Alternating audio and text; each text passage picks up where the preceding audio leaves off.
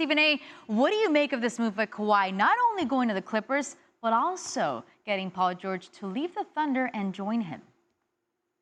Well, I think it was a power move of epic proportions. And I think one of the people that you can credit, obviously, is LeBron James in a roundabout way. The fact that he's in L.A. at the Staples Center, the fact that he's in L.A. at the Staples Center and ultimately facilitated Anthony Davis arriving in Los Angeles with him, put the Clippers in a tremendous bind. Clearly, they wanted Kawhi Leonard desperately. He's a superstar and a top 5 player in the game. Nobody's denying that. But the other thing that you have to take into consideration is that if you don't get him, then you're talking about the possibility, the threat of Kawhi Leonard being able to still be in the same arena, in the same city, playing with LeBron James, as opposed to you. And if you're the Clippers, you've got the richest owner in the sport. Your right-hand man is arguably the greatest executive in the history of the sport. And you have a Hall of Fame caliber coach in Doc Rivers. You got all of that at your disposal. And still, you're the fair-weather stepchild compared to the Los Angeles Lakers because all the stars came to them instead of you. Obviously, the Clippers could not allow that. So that's why not only was Kawhi Leonard able to facilitate his arrival in L.A., but he did so by ensuring that Paul George arrived with him, and the Clippers were willing to surrender what amounts to 5 first-round picks and 2 players. Unbelievable move on Kawhi Leonard. Unbelievable power play. And you know what's also crazy? The little brothers in both New York and LA, Clippers and Nets, making some pretty big moves. What do you think about that?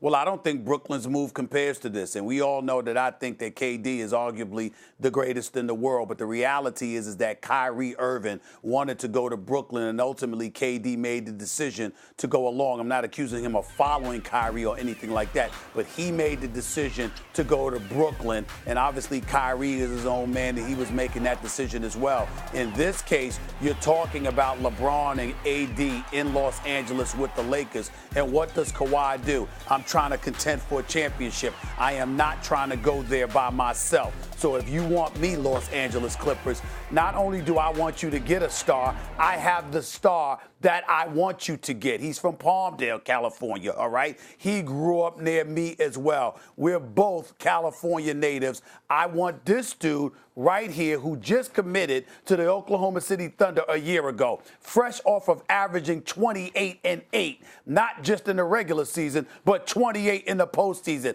He's considered one of the best two-way players in the game. Paul George is a superstar in his own right, and supposedly he was supposed to be with Russell Westbrook for years to come. I want you to go get him and bring him to Los Angeles with me, and I will come and be a Clipper.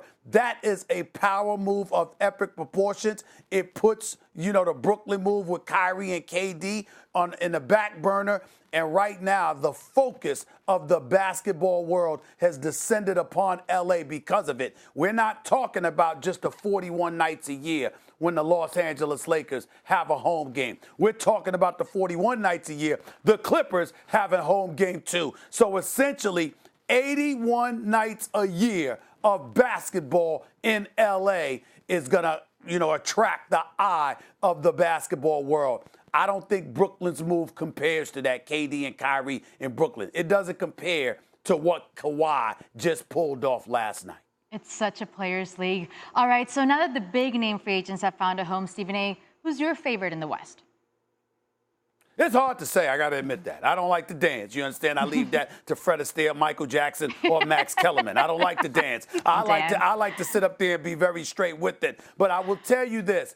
You think about LeBron James, who I think has a chance to be league MVP this year. I think he's going to come back like a monster next year and just wreak havoc. Him with Anthony Davis obviously is incredibly formidable. But then you look at the Clippers collectively. You know what Kawhi could do. You know what Paul George could do. You re-signed Patrick Beverley. Zubac was 21 years of age when the Lakers traded him, a 7-footer who could play a little bit. But Montrezl Harrell, he's still there. Lou Williams, your 6th man of the year, is coming off the bench. You look at what the Clippers have assembled, and to me, it's a pick'em. The Los Angeles Lakers or the Los Angeles Clippers can both make an argument that they're legitimate favorites for the title this year. Both teams in Los Angeles. It's literally a pick 'em right now. There you have it. Once again, Stephen A. Smith helping us make sense of all the craziness after a huge night in the NBA of breaking news. Thanks for watching ESPN on YouTube. For highlights and analysis, check out the ESPN app. And for live streaming and premium content, check out ESPN+.